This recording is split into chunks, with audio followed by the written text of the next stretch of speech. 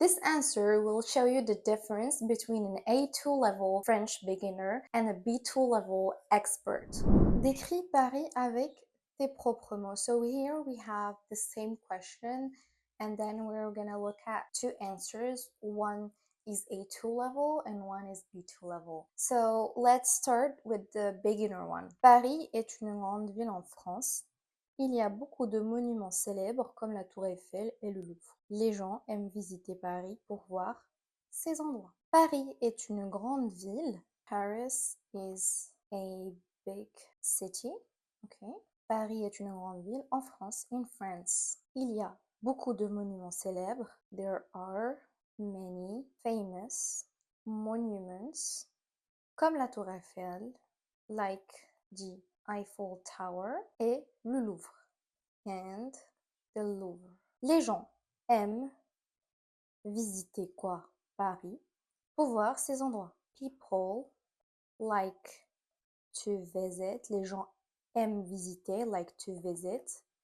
Paris, pour voir ces endroits. To see those places.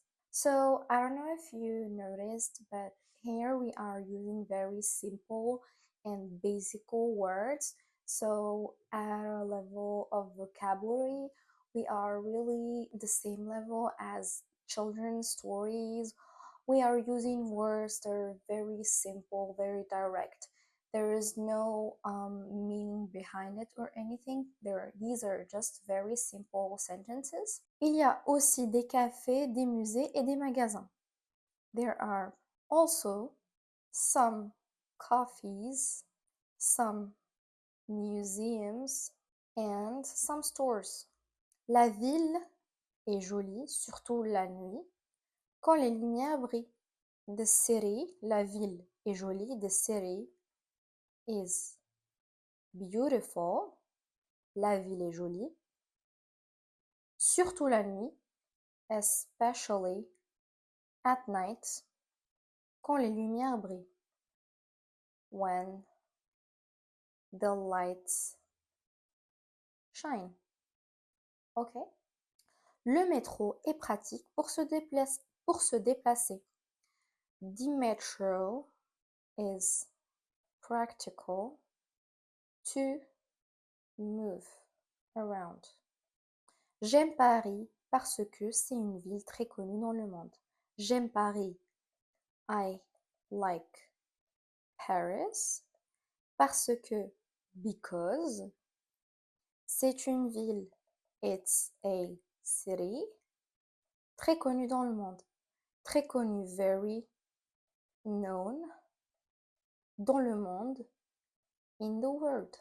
See how most of the time to relate subjects we are just using commas, we are using very simple sentence, but in the next slide we're going to read a B2 level answer.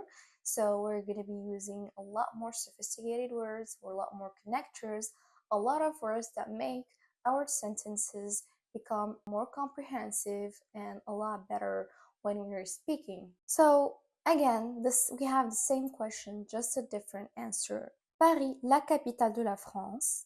Paris, the capital of France, est une ville.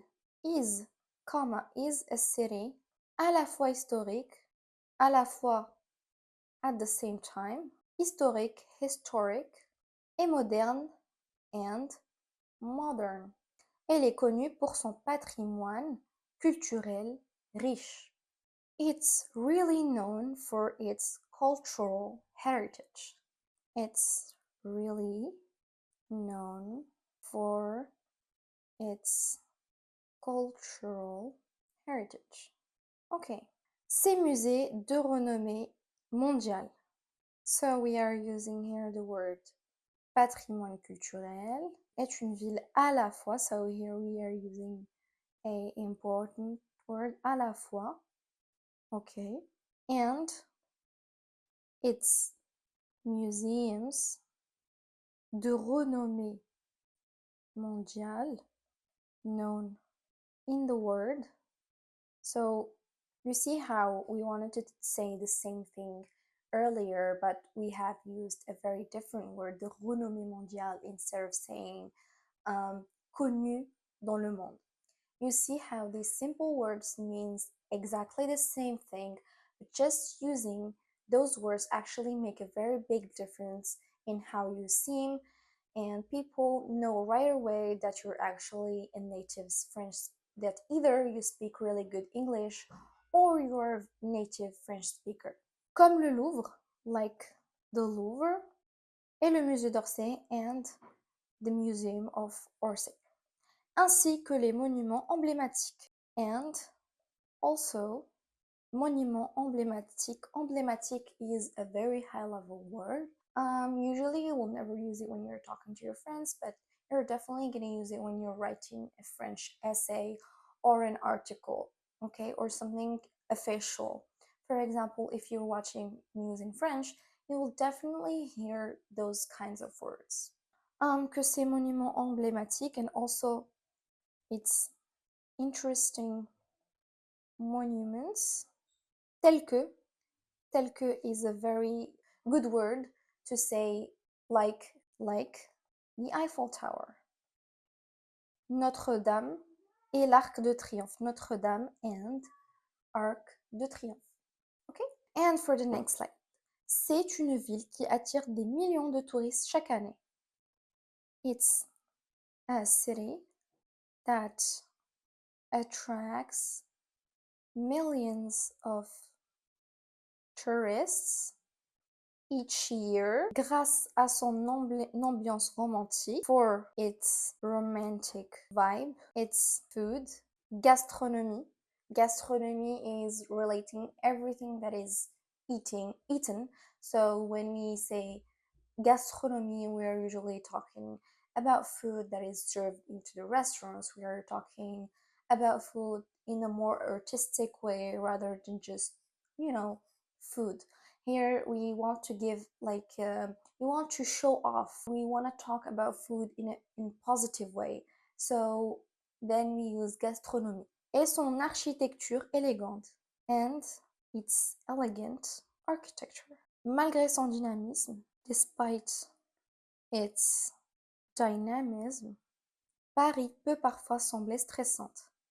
Paris could sometimes seem stressing à cause du trafic, because of the traffic, ou du coût de la vie, because of the life's price. Mais elle reste un centre culturel et artistique très important. But elle reste, it stays, un centre culturel, a cultural center, and artistic. So it's a cultural and artistic center. Très important. Very important. Personnellement, personally, so this looks exactly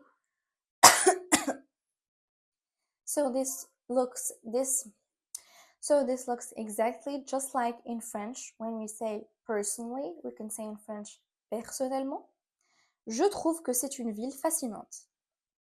I find that it's a fascinating city où l'on découvre, where one can discover toujours quelque chose de nouveau, can always discover something new. Yeah, so that was it for the answer. You can see how much we are using a lot more connectors in all the sentences, like malgré que, malgré son dynamisme. Paris peut sembler parfois stressante à cause de, ou, mais. We are using a lot more connectors than the previous slides, when we were just saying short sentences and stopping, which kind of sounds like when a child talks, but when you're using connectors, you sound more natural and more expert in the language. So after watching both answers, Let me know in the comments what level do you think you're at right now. Don't forget to like and subscribe, and I will see you in the next video. Bye bye.